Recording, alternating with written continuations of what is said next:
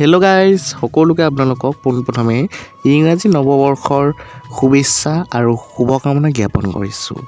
ইংৰাজী নতুন বৰ্ষই আপোনালোকলৈ আনক আনন্দ আৰু সুখ সমৃদ্ধিৰ বতৰা আপোনালোকৰ জীৱনলৈ। পুনৰবাৰ হেপী নিউ ইয়েৰ 2024 সকলোকে।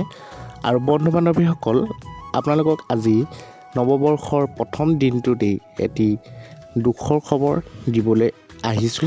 সবিশেষ গম পাব আজি আমাৰ এই ভিডিঅ'টোত। বন্ধু বান্ধৱীসকল, এই বৰ্ষৰ প্ৰথমটো ভিডিঅ'লৈ আপোনালোকক স্বাগতম জনাইছোঁ।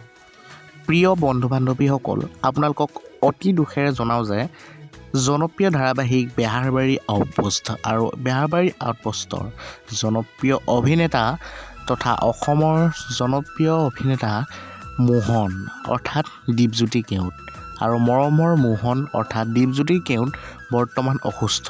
আজি নৱবৰ্ষৰ প্ৰথমটো দিনতেই বৰ্তমান তেওঁ অসুস্থ বুলি আমি জানিব পাৰিছোঁ।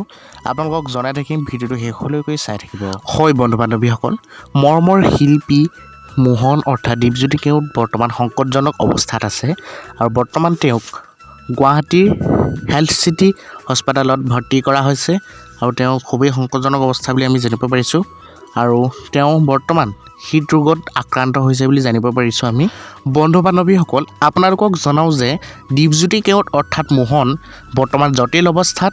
তেওঁ অস্ত্ৰোপচাৰৰ বাবে হেল্থ চিটি হস্পিটেলৰ ডাক্তৰ মায়ংক আগৰৱালাৰ নেতৃত্বত চিকিৎসকৰ এটা দলে অস্ত্ৰোপচাৰ কৰিবলৈ সাজু হৈছে বুলি আমি জানিব পাৰিছোঁ আৰু সোমবাৰ তথা আজি বিয়লি 3 বজাত চিকিৎসালয়ত ভৰ্তি কৰা হৈছে আমাৰ জনপ্ৰিয় অভিনেতা মোহনক আৰু তেওঁক সোমবাৰ তথা আজি বিয়লি 3 বজাত চিকিৎসালয়ত ভৰ্তি কৰোৱা মোহনৰ সম্প্ৰতি এনজিঅ'প্লাষ্টি অস্ত্ৰোপচাৰৰ প্ৰাৰম্ভিক যিটো চিকিৎসা চলি আছে বুলি চিকিৎসালয় কৰ্তৃপক্ষই জনাইছে। আমি খবৰ জনাইছোঁ আপোনালোকক পুনৰবাৰ।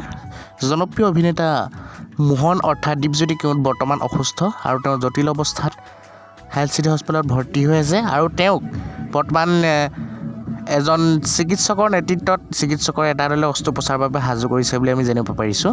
বন্ধু বান্ধৱীসকল, আজি নৱবৰ্ষৰ প্ৰথম দিনাই এটি দুখ খবৰ আপোনালোকলৈ জনালোঁ আৰু জনপ্ৰিয় অভিনেতা মৰমৰ শিল্পী মোহন অৰ্থাৎ deepjyoti কেওটক আপোনালোকে কোনে ভাল পায়, তেওঁ আৰোগ্য অৰ্থাৎ সুস্থ হ'বৰ বাবে আপোনালোকে প্ৰাৰ্থনা কৰিব ভগৱানৰ ওচৰত। আমাৰ চেনেলৰ জৰিয়তেও তেওঁলৈ বহুত প্ৰাৰ্থনা আৰু আশীৰ্বাদ জনাইছোঁ ভগৱানৰ ওচৰৰ পৰা, যাতে তেওঁ অতি সোনকালে সুস্থ হৈ আমাৰ মাজলৈ উভতি আহে আৰু তেওঁৰ চিকিৎসালয়ত চিকিৎসা সম্পন্ন হৈ তেওঁ আমাৰ মাজলৈ অতি সোনকালে আহক, তাৰেই কামনা কৰিছোঁ ভগৱানৰ ওচৰত। প্ৰভু ভগৱানৰ ওচৰত কামনা কৰিছোঁ মৰমৰ শিল্পীজন অতি সোনকালে সুস্থ হৈ আহে। বন্ধু বান্ধৱীসকল, আপোনালোকক জনালোঁ এটি দুখৰ খবৰ আৰু আপোনালোকে তেওঁৰ হৈ প্ৰাৰ্থনা কৰিব ভগৱন্তৰ ওচৰত। আৰু ইমানেই আজি ভিডিঅ'টো আপোনালোকে শ্বেয়াৰ কৰি দিব তেওঁ অনুৰাগীসকললৈ আৰু ইমানেই। পুনৰবাৰ আপোনালোকক নৱবৰ্ষৰ শুভেচ্ছা জ্ঞাপন কৰিছোঁ আৰু মৰমৰ শিল্পীজন যাতে অতি সোনকালে সুস্থ আহে মই তাৰেই কামনা কৰিছোঁ। ধন্যবাদ।